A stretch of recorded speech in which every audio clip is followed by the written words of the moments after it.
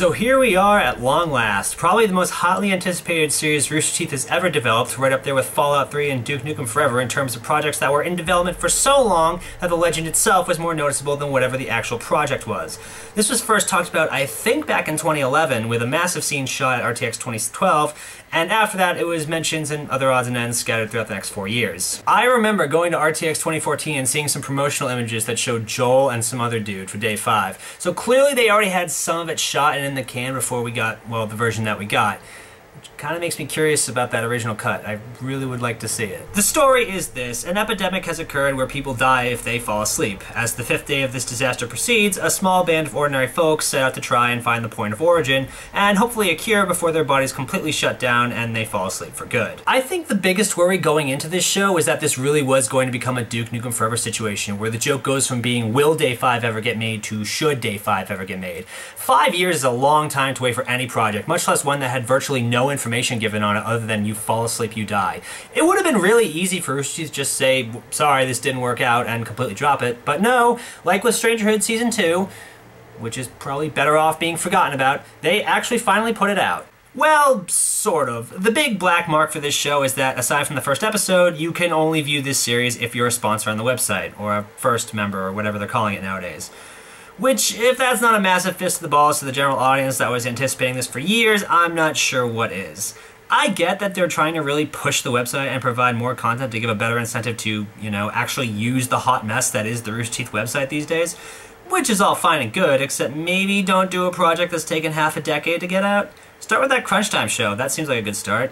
I mean, yeah, there's the argument of it not being good, then I wasted my money and time, which I could counter that the same argument could have been applied to Day 5, so really you're taking a gamble either way. Well, I'm now on paragraph 6, and I haven't even really started talking about the show itself, so let's get into that. Just know that because the show is on the website, the only clips I'm going to have are from the first episode, and any trailers and promotional images and that kind of stuff. So if the footage starts to get a little repetitive, I apologize, I have to work with what I'm given. So I need to start with the first 10 minutes because not only did I begin to love the character Jake, but I love how this entire scene went down.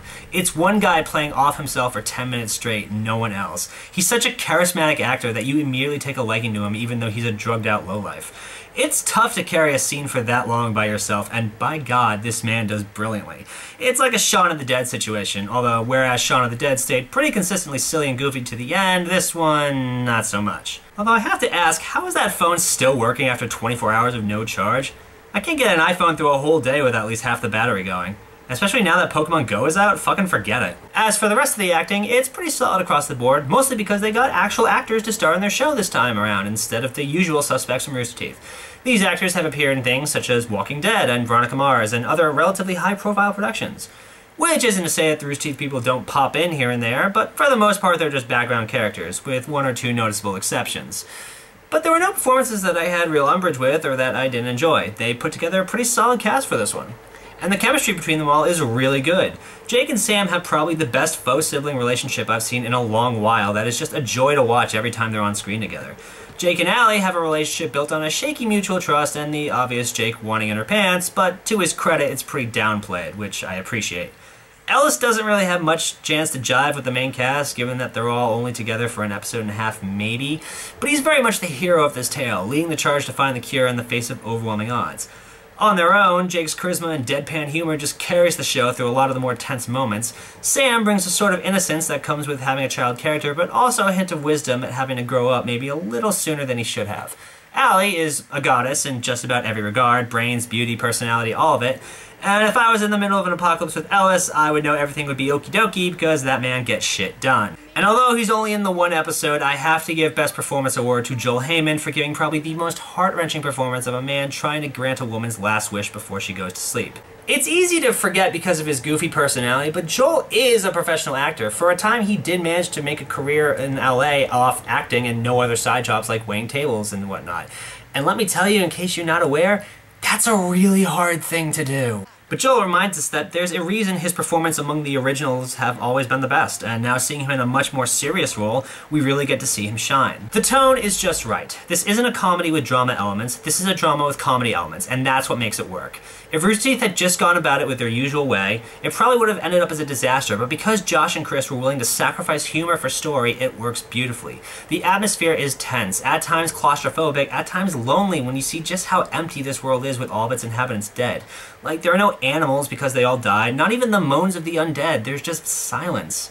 You really do feel alone in a world that is trying to kill you just by going to sleep. Another cool thing is that unlike most apocalyptic scenarios, there are no mass riots or mutinies or a one-eyed man trying to kill a prison worth of people. I mean, yeah, obviously there are psychos, but for every one screwhead, there are 10 other people that are more than willing to band together and figure things out. Seriously, this is like the most mellow apocalypse I've ever seen portrayed in media. I mean, I know they're 5 days in at this point, but you'd think you'd still see some burning cars every now and again, you know? Yet another thing I like is that nothing about this is black and white. Character motivations, character backgrounds, the plot itself, there's a lot of gray area to cover. None of the characters are wholly good and wholly bad. Even Sam, I'm partially convinced, is somehow a part of the conspiracy. Seriously, watch the show again and see if you can't pick up on some of the clues. They add up. Swear to God they do. But especially with the more shady characters, this gives them a ton more depth. They do terrible things, not because they're evil, but because it's either to keep themselves alive or because they believe they're fulfilling some higher purpose, like finding a cure or just keeping people awake through the apocalypse. They're not doing it to become a god or just because they're fucking douchebags. I mean, yeah, their methods are awful, but at least I understand where they're coming from. I'm not left in the dark or confused as to what's driving them or why they do these things. Everyone's motivation is explained and they make sense. Okay, his is still kind of weird, even with the events of the finale in mind. And I have to give credit for finally including a lesbian couple in a Rooster Teeth production and portraying them in a real way and not fetishizing them. Stephanie and Leey have wonderful chemistry together and portray a very real depiction of not just a lesbian couple, but really any couple that have been together for a long period of time. And they're both still alive at the end! And in this year of our Lord, 2016, which has killed off just about every gay and lesbian character on television, to have a lesbian couple survive to the end is a huge plus. Granted, there's still another season where they could fuck it up, but for now, A for effort. One big complaint I have about this season is that there were a lot of characters that were led up to be important, but ended up going nowhere and meaning nothing. Like, take Flip, the character played by Barbara.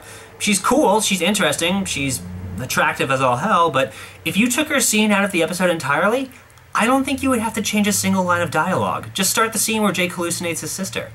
In the first Incubus, they set him up like he was going to be an important character. I mean, he got his own flashback story and everything.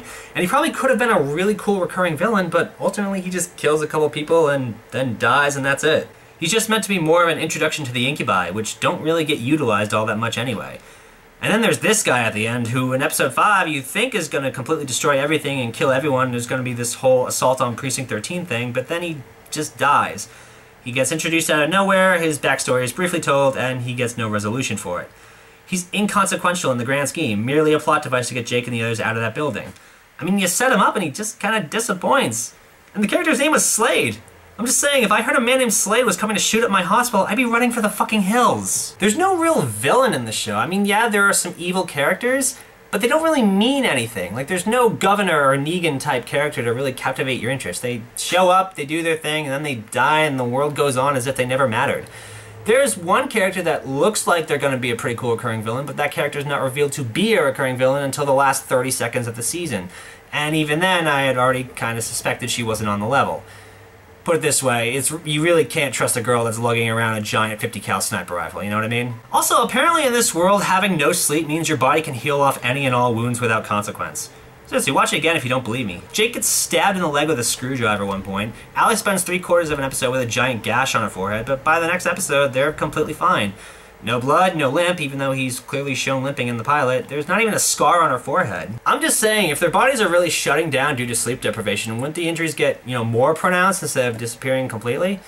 I mean, I'm no med student, but I'm pretty sure this isn't how it works. There are a lot of things that happen purely because the plot demands that they happen, which isn't in itself necessarily a bad thing, but when there are things that could have easily been done a different way, that's when a lot of questions start. Like, why did he bother sneaking up on that guy if he had a gun? Why not just shoot him? Would that not have solved their problem right there and then? But no, he goes for the sneak up because the plot demands he die. It's little things like that you don't subconsciously think about, at least maybe you don't, but they're little holes and they're there. And the plot is also fairly predictable at times. You can call a character's death pretty much from the moment they appear on screen and open their mouths. The camera stays in on a scene for just a second or two too long, and you know something bad is about to happen and can pretty much call exactly what that bad something is. And sure enough, someone with nails in his arms comes along and beats the shit out of a little girl. You know how a scene is going to play out a good 20 minutes before it actually does. Even the twist at the end, I admittedly saw coming. Not exactly, but there were warning signs, you know? Now, that's not really a point against it, because it is kind of hard to be original in this day and age. And yes, when those scenes do happen, they are very effective. It's just me being the problem because I watch so many movies, I consume so much media, that I've developed a habit of just kind of calling this stuff, you know? But overall, I mean, this is a huge achievement in Rooster Teeth's legacy. Finally, a serious production from live action, and more or less the kind of serious production I always imagined they could pull off. The characters are great with terrific chemistry and mixed morals. It's got interesting concepts that I hope gets fully explained in the next season, like the Incubi. And the narrative that it sets up, while predictable in a lot of places, is still intriguing and engaging and draws you into the world they've set up. Josh and Chris have done a really great job in making this world real, and I'm on board with seeing how it all resolves itself. Before the finale, I would say just keep it as a standalone season, but with the events of the finale in mind, I think they could definitely push it one more. Any more than that, though, and I feel they're really kind of stretching themselves. I mean, the human body can only stay awake for so long, and those drugs that they have can only last so long, you know what I mean? Like, this can't go on forever. But yeah, that's day 5. Kind of a short one, but I feel I covered all the necessary points that I needed to cover. Let me know what you thought if you watched it, and if you haven't seen day 5 yet, hopefully this gives you an incentive to purchase a first membership, or at the very least, sign up for a free trial. But that's all I got right now. RVB 12 is coming soon. Sorry for the delay and all these things, but life's been kind of weird lately. So I'll see you next time. Bye-bye.